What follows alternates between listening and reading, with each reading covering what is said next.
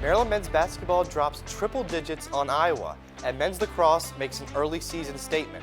Terps baseball kicks off the season in style, while women's lacrosse struggles in Game 1. All of that and more coming up on this edition of The Left Bench.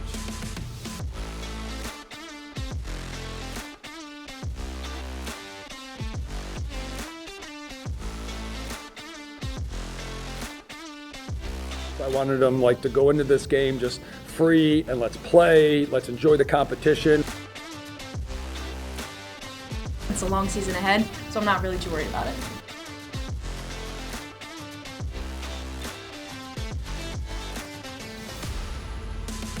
Welcome back to The Left Bench, brought to you by Terrapin Sports Central. I'm Drew Owens, alongside Eddy, Calkins, and Eddy. With the overlap of winter and spring sports, we have so much to cover. Yeah, but real quick, I don't know if you saw that CG. It said Eddy and Drew. Those were actually made over in Barcelona, Spain, by our associate producers Ben Wolf and Andrew McBride. I believe that's the first time in TSC history that a graphic or CG has been made outside of the United States. So shout out to them for contributing while they're also studying abroad. But you're right, Drew, 4,000 miles over here in Maryland, where Maryland's women's basketball is hosting Michigan at the Xfinity Center. They're looking to rebound after that 20-point loss to Nebraska on Thursday. Yeah, TSC's Daniel Stein is at Xfinity Center right now. Daniel, how has Brenda Freese's team responded? Yeah, guys, Maryland women's basketball played Michigan yesterday looking to snap out of a 3-game home losing streak, and the Terps delivered. In a complete team win, every Terp that saw at least 14 minutes on the floor contributed at least 9 points, resulting in an 85-77 Maryland win. This one was hard fought. Maryland went into the half trailing by 2, but took the lead early in the third quarter off this Sarah Tabiasu 3.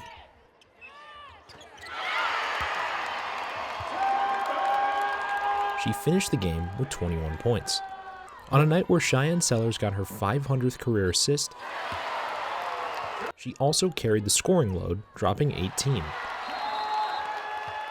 As the game went on, the Terps just wore the Wolverines down, shooting at a perfect 10-for-10 clip from the free throw line in the fourth quarter and playing some tough defense.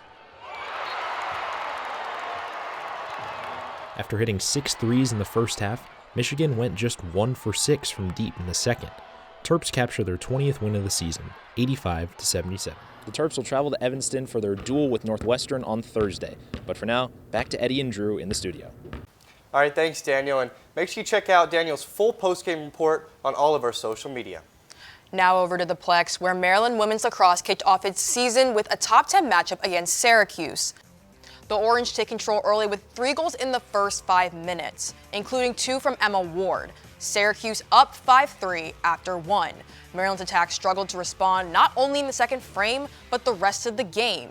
Corey Edmondson does her thing to keep the Terps in it, scoring a career-high 4 goals, but it is not enough to counter the Orange potent attack. Syracuse takes down Maryland 15-9. Here's head coach Kathy Rees and Edmondson after the season opening loss. But I think we need to be able to draw the line and come out and compete from the opening whistle without hesitation of the unknown. You know, not many people in this field played when we played Syracuse last time, maybe 3 of them.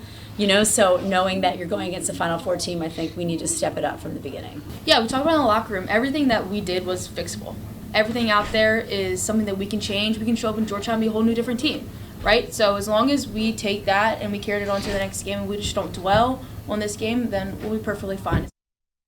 And now to help us break down the home opener loss on Saturday and what fans can expect this upcoming season, we are happy to be joined by the Diamondbacks women's lacrosse beat writer, Franklin Zessis. Franklin, thanks so much for coming on. Thank you guys for having me.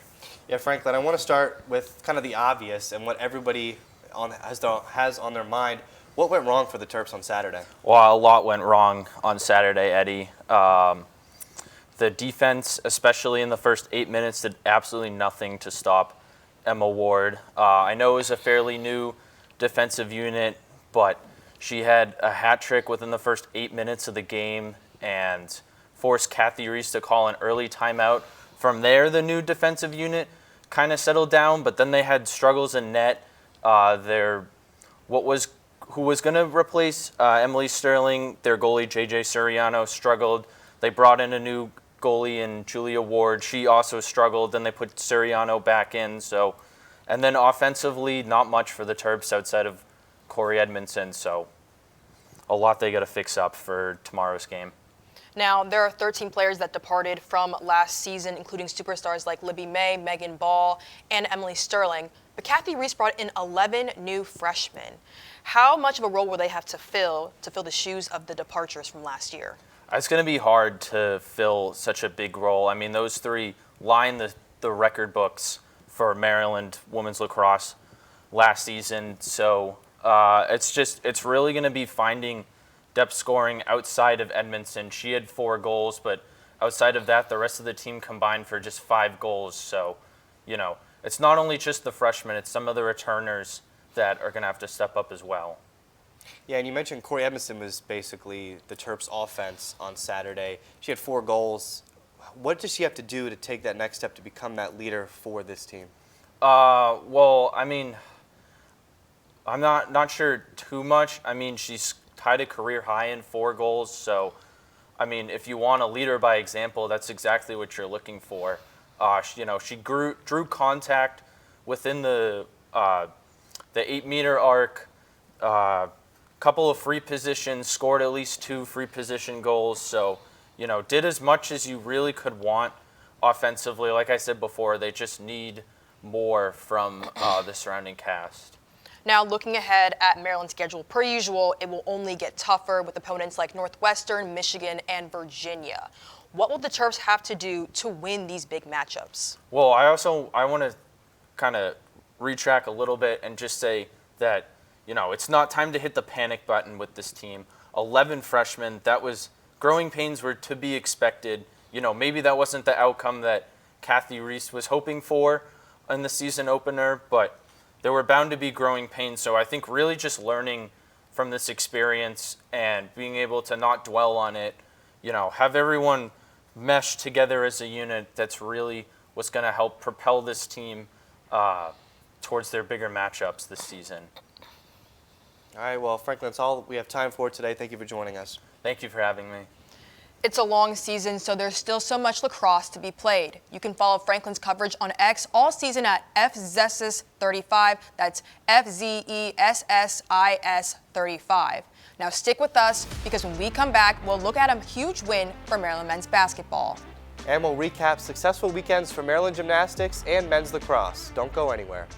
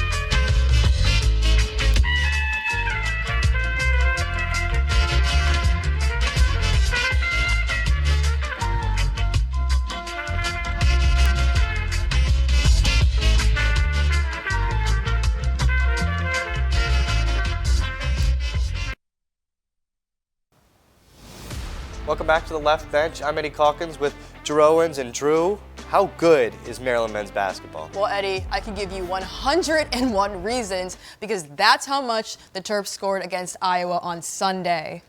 Maryland men's basketball got a huge road win against Nebraska last week, but could it keep its unbeaten record at home against conference foe Sunday against Iowa?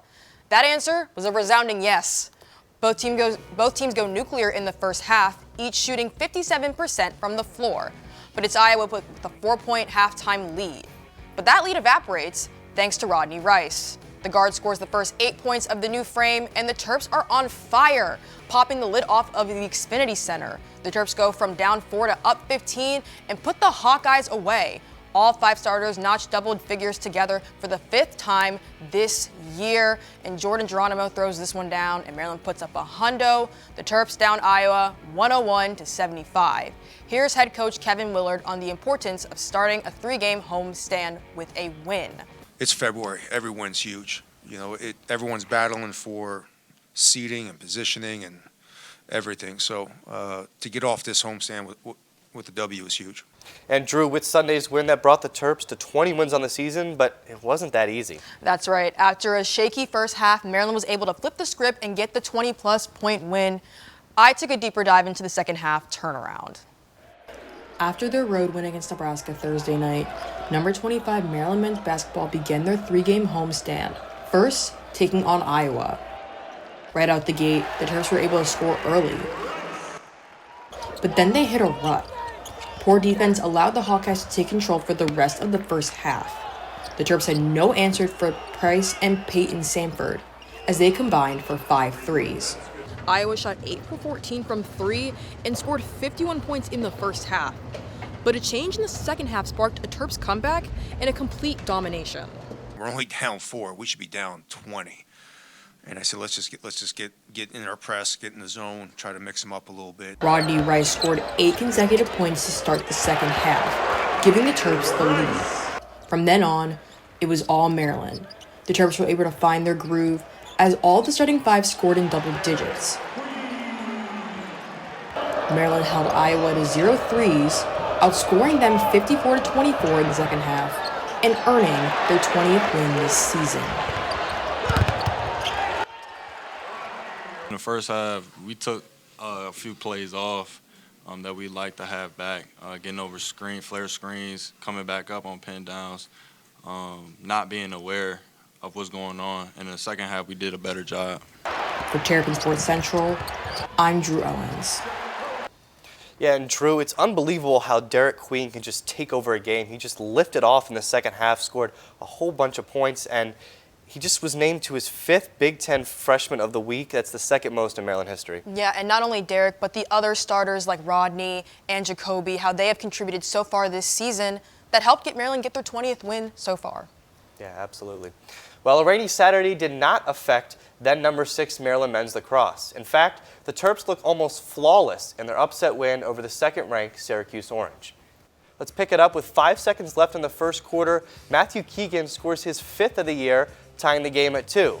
Then, with seconds left in the first half, Syracuse star Joey Spallina scores here, giving the Orange a one-goal lead into halftime. Then, enter Eric Spanos. The senior scores here, capping off a 4-0 run for the Terps. Spanos also had another goal and an assist during the run.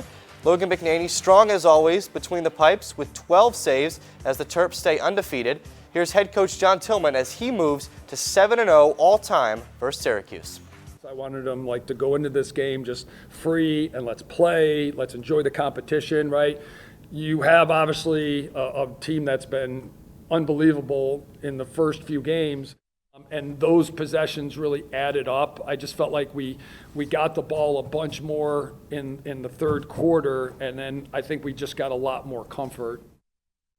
Maryland baseball opened their season in South Carolina at the Swig and Swine Classic. The Dirty Terps went 2-1 in their 3 games over the weekend. Grand slams from Alex Calarco and Chris Akopian helped lift the Terps to win over UAB 6-3 and Mercyhurst 19 runs to 1. While Maryland softball was in Austin, Texas for the Bevo Classic this weekend. And despite a shutout win on Friday, the Terps dropped the remaining 4 games versus number 1 Texas, number 8 Texas Tech, and UMass.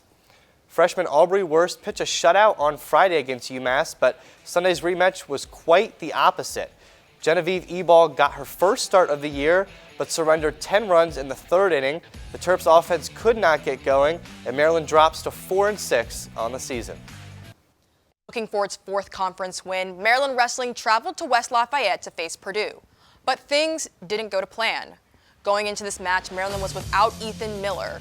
Purdue starts the party off with a tech fall from Matt Ramos. And soon after that, the points just kept piling up for the Boilermakers. Maryland tries to make a comeback with points from Cal Miller and Jackson Smith, but it was not enough. Maryland drops this one 23-14, ending conference play with 4 straight losses.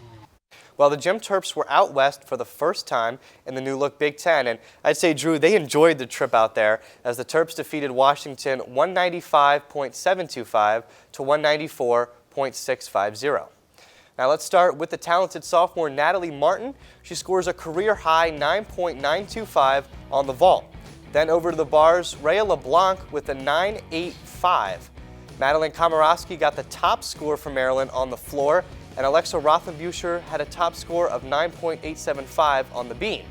The Terps won every rotation and are now 6-5 on the year. Maryland tennis hosted a doubleheader Friday against VCU and Towson. The Terps handled business against both teams, first sweeping VCU 6-0 and then Towson 4-0. Kalista Liu led the way, winning both her single sets. Now stay with us because we will BRB, that's be right back for you oldies, after this, and play a fun game with emojis. And of course, we'll crown our Pro Terp, Terp of the Week, and Top 5 plays. Julie was always a voracious reader. She'd carry 2 novels on an airplane because she'd read one on a 3-4 hour ride. And at some point, I began to notice that she would read a page and couldn't remember what she had just read, and she'd have to go back and read it again. I don't remember much these days after I read, but less does for me, and I love it.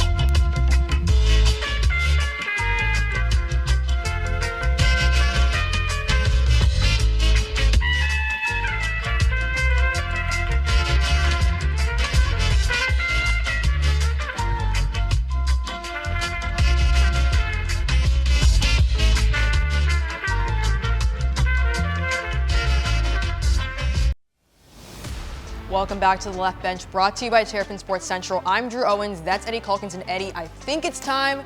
It's game time. Yeah, that's right, Drew. Another show, another new game. Let's go over it. This one is called emojis. So here's what we're going to do. Our producers pick some emojis that they think can correlate to some Maryland players, coaches, anything pretty much Maryland related. It's our job to use those emojis as hints and guess what players, coaches, whatever that they are. Simple as that. So Drew and I are going to work together and try and decipher these codes. Drew, let's get started. All right, let's see what's up look first. At the turtle. That's not even. We Oh, I just thought that's have- not even. That's just an emoji to get started. So. Okay. Okay. We have ice cream. Ice cream. A queen. And a baby. Well, I think I know who this is. Yeah, I think this is kind of The self-explanatory. Dairy Queen, they would call that. Yeah. Derek Queen. Derek Queen. Little baby, the freshman. Yeah. All right, let's step out. There it is, Yeah, Derek Queen. Derek Queen. Yeah. He was huge in that second half against Iowa. Iowa, yeah. Against Iowa. All right, next one. We have glasses, basketball, and money. Well, you know, the first thing I think of when I see all these emojis, and maybe I'm wrong, but this is my best guess, I'm thinking Cheyenne Sellers. Yeah, I feel like that's the most obvious answer. She wears glasses. I don't know if people call her Shy Money or anything. Like, that's a cool name if they do. So, Shy Money, all right. Well. So I'm gonna go Cheyenne Sellers on this one. Yeah, I agree. I think the glasses and the basketball would be Cheyenne Sellers. So let's see if let's we're see right it. or not. It is Cheyenne. 2 for 2. Look at that. Yeah, let's see her glasses. I don't know what the money's for. I guess your new nickname is Shy Money. Tell her that. Yeah, Shy Money. There we go. Money in the bank. Yeah. All right. 2 for 2. Here's the next one. Ribs. Some ribs, lacrosse, and number 1. Okay, so my best guess, that's a rib cage. Yes. Lacrosse number 1. Yes. Maryland number 1 in lacrosse this year is Logan McNaney. Plays between the pipes in the cage. Very true. Yes. So that's who I think it would be. I'm gonna have to agree with you. I think the number 1 was the one that sealed the deal. Yeah. Let's see what it is. Is it Logan? It is Logan. is. He's not wearing number 1, but he is number 1 this year. Yes, So he is. He's doing fantastic. First 3 games, he's really looked good. All right, last one we have baseball, 3, and a firecracker emoji. Well, we all know last year for baseball, Kevin Keister was number 3, but he is no longer on the team. So, but I think this one, we have a new number 3, is what I've heard this year, and that is Mr. Captain himself, Eddy Hakopian. Yep, shares a great name of Eddy, but Yes. I would have to agree. I think it is Eddy who's number 3 on Maryland baseball. Let's take a look Let's here. take a look. It is Eddy. Yeah. There he is. All right, so we've got actually 3 more, Drew. We have 3 more. Oh. So we got a lot to decipher, but what we haven't We've been able been to solve 4 one for yet. 4 so far. We're doing great. Put us on a game show or something. Yeah. There is an emoji game show. All right, we have so a purple heart, a champ trophy, and an iceberg. Okay, so it's starting to get a little harder. Yeah. Okay. Well, I'm thinking coach on this one, maybe. That's what I'm thinking. Purple is not the best thing to decipher at the moment. Yeah, I think we've done a lot of players, so I'm leaning more of a coach. Okay.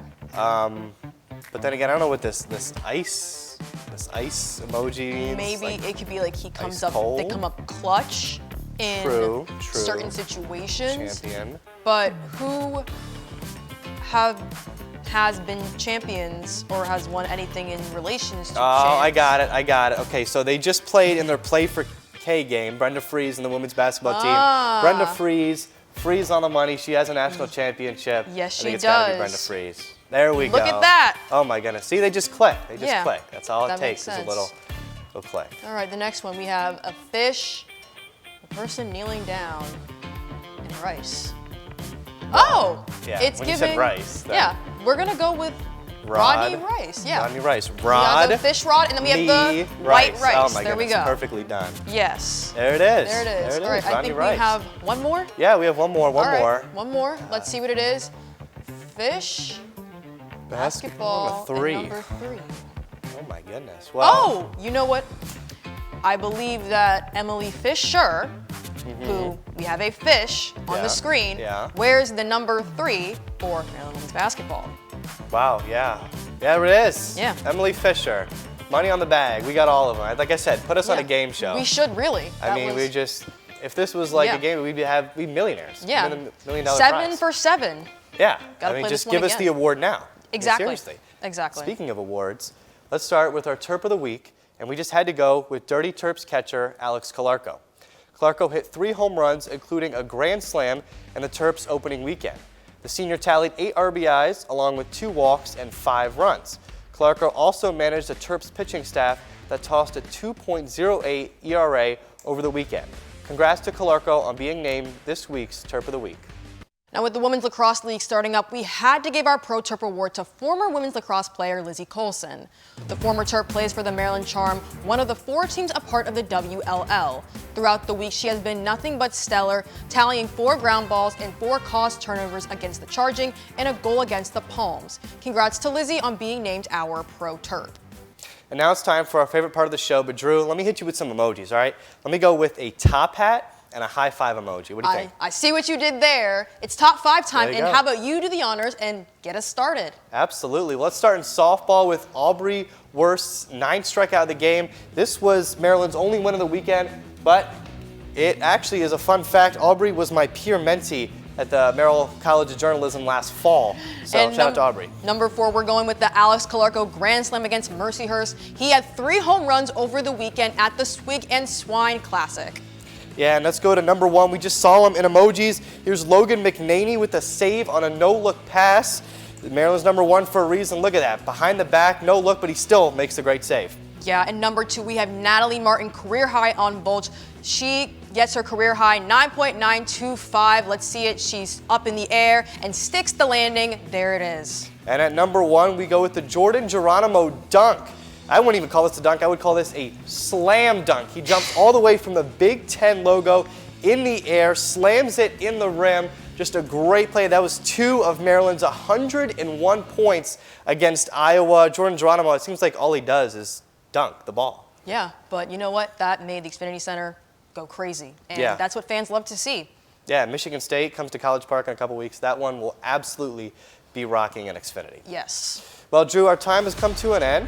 On Thursday, Ben Geffner and Benji Kaufman will take a dive into Maryland wrestling on the Left Bench in Focus. But until then, check out all of Terrapin Sports Central's coverage on YouTube, X, Instagram, and online at terrapinsportscentral.com. See you next time.